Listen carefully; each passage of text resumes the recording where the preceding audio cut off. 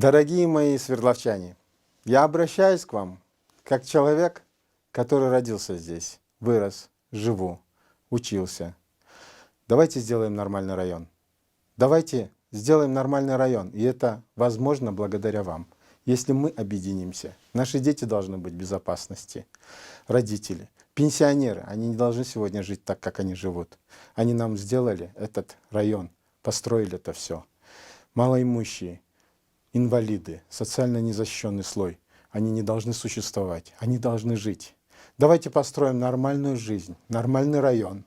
Давайте будем вместе. Я всегда доступен для вас. Султанбеков Муратбек, номер 3. Проголосуйте и сделаем все вместе.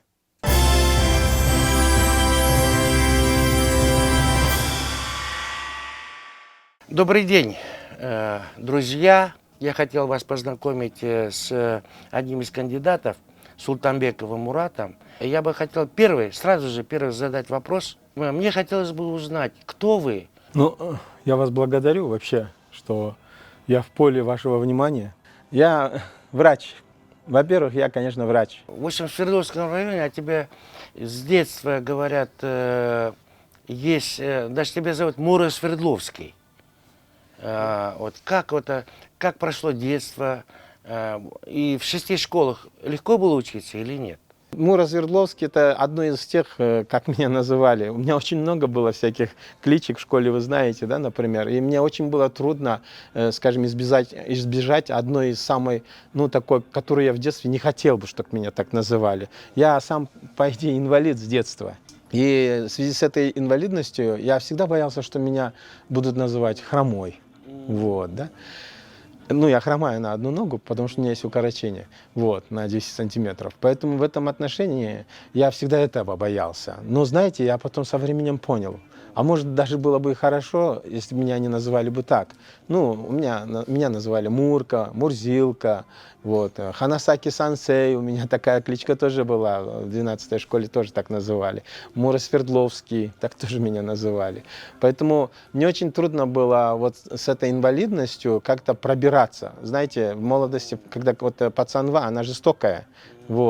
И всегда самоутверждаться, всегда оно немножко мешало. Возможно, из-за этого, может быть, я и стал, например, психотерапевтом, потому что мне хотелось как-то угадать и помочь тем людям, у которых тоже такое есть, чтобы они как-то нашли свою безопасную гавань, например, чтобы их не обзывали, как выживать, как жить, как быть с тем, что в тебе уже есть, например, как преодолеть это чувство. Поэтому в этом отношении я такой немножко сложноватый путь проделал, но на сегодняшний день я, скажем, даже горжусь тем, что природа меня немножко с таким недостатком отличительным наделила. Как Тамерлан. До Тамерлана я еще чуть-чуть не дошел.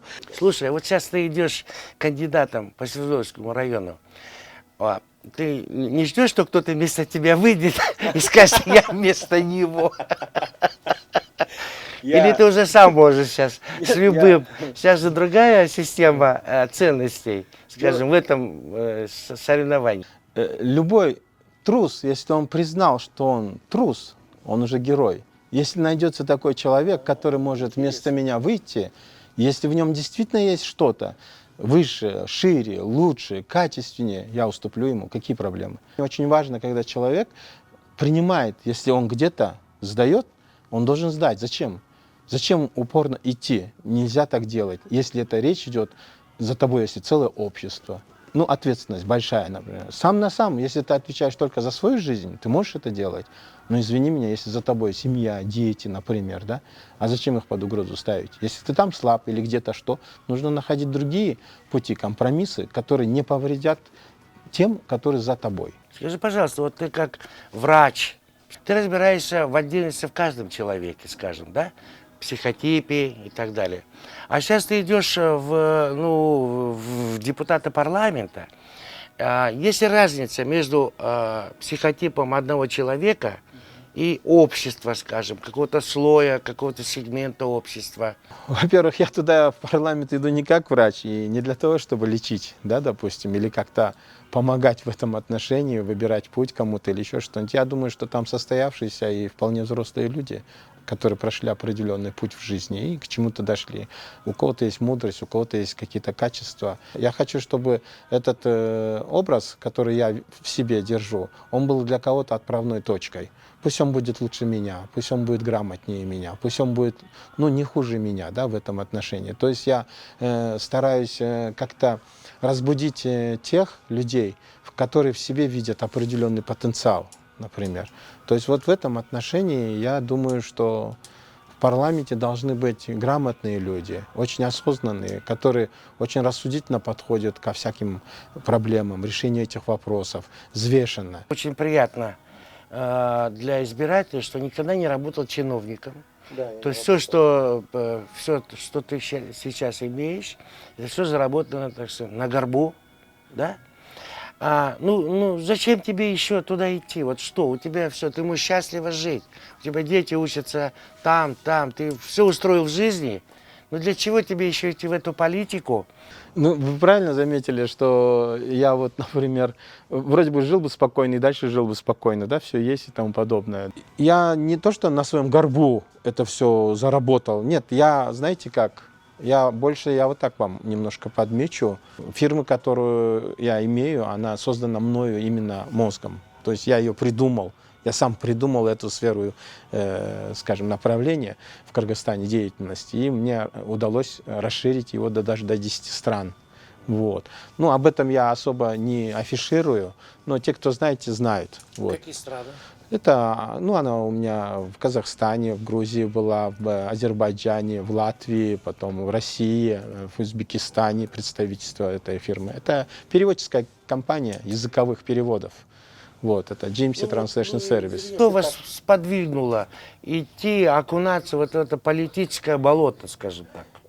Меня это сподвигнуло, вот это несогласие с несправедливостью. Знаете, люди, они всегда несправедливы, в принципе-то. Например, достичь вот этого справедливости в какой-то этап тоже, может быть, для кого-то покажется фантастикой, например. Но когда есть порог, который уже переходит, эта несправедливость уже переходит уже в твое поле, да, допустим, да, вот это уже возмущает. Здесь уже срабатывает протест.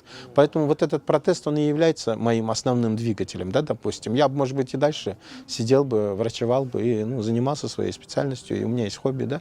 Вот, поэтому в этом отношении вот эта несправедливость, а я знаю, что она не только же во мне есть, она во всех есть, вот в этих людях. Но я знаю, что эти люди не хотят, они боятся чего-то, может, не решаются, может, ну, не хотят, допустим, да. А я хочу за них, вместо них, эту несправедливость как-то разрушить, понимаете? Ну, по крайней мере, ее как-то немножко трансформировать. И они не смогут свои интересы Да, защитить, конечно, да? они не то, что не смогут. У них не будет, во-первых, вот этих денег, которые нужно 100 тысяч, да, допустим. Ему нужно нанять бухгалтера, ему нужно нанять юриста. Это же буклеты надо печатать, баннеры надо печатать. Я иду, пожалуйста, без буклетов, без баннеров, без ничего.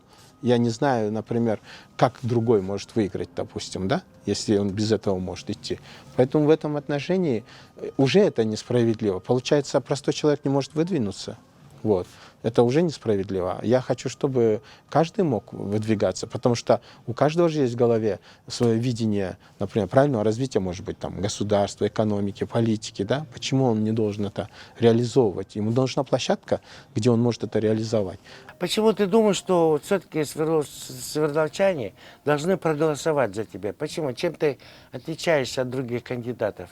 Я не рассчитываю на то, что, допустим, вот все пойдут за меня голосовать и все захотят за меня голосовать. Да? Я рассчитываю именно на ту часть, которая рассудительна, которая умеет глубоко анализировать. Я больше призываю к тому, чтобы они рассмотрели каждого кандидата, почему он идет и из-за чего он идет, чтобы они в нем ответили на свои вопросы. Вот. А сам я, например, хочу быть именно этим импульсом, побуждением, допустим. Конечно, я буду рассчитывать, ну, чтобы и за меня проголосовали, например, и буду какие-то свои позиции, вот я освещаю и говорю, например. Но в большей степени я хочу объединить вот этих людей. Я вообще хочу, чтобы голос был свободен, то есть человек свободно голосовал. Вот, например, сейчас очень многие люди, они вот так идут по механизму такому. Кандидат, допустим, вот этих избирателей своих, да, ведет. И они как бы вот за него голосуют. И они внутренне уже не могут голосовать за другого, потому что они как-то вот с ним нашли какой-то коннект, да, например. И как-то неудобно как-то за другого голосовать. А я хочу, чтобы он Не кандидат выбирал этот электорат, который за него будет голосовать, а электорат выбирал кандидата, за которого... И, возможно, он будет идти за этим кандидатом, но перед выборами он передумал, решил за вот этого. И никто не вправе его за эту свободу выбора обвинять. Интересная мысль. Я впервые слышу. Я очень много лет работаю с партиями и на выборах.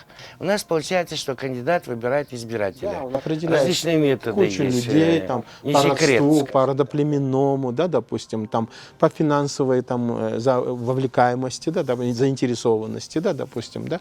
То есть он как-то вот так сегмент выбирает и по этому сегменту работает. Вот то, что я пронаблюдал в предыдущие выборы, и приходит 20 тысяч, допустим, да, и вот тот, который все время выигрывает выборы, он вот определился на 10 тысячах.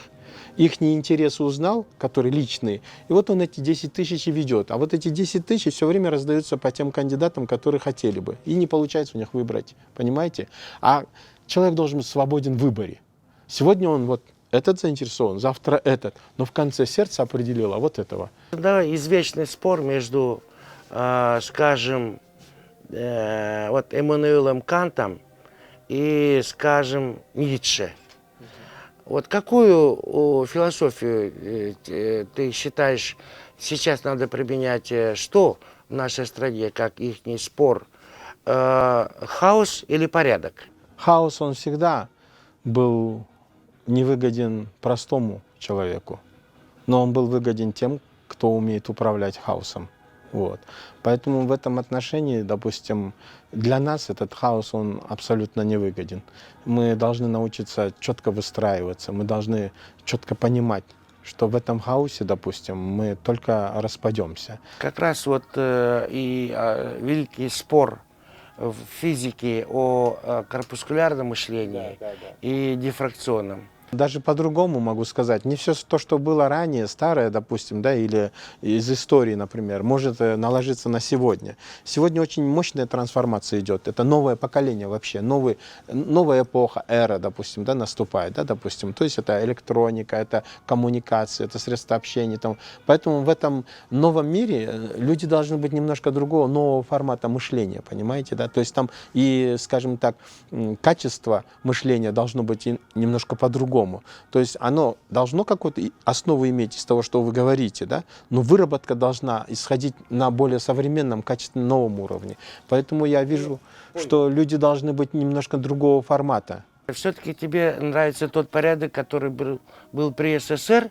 Ну, видите, здесь очень трудно, например, только по СССР. У СССР надо взять что-то, например. Там действительно нельзя вот этот огромный промежуток, да, взять и проигнорировать. Там был достаточно огромный промежуток этой власти, и она выработала определенную, например, культуру общения. СССР выработал. Раньше брат брата не стрелял, например, да. Вот этого, допустим, ненависти какой-то друг к другу не было, да, допустим, молодежь чтила взрослых, там, в автобусе просто вставали перед пожилыми. Какая часть общества у нас сейчас наиболее обделена, наиболее беззащитна?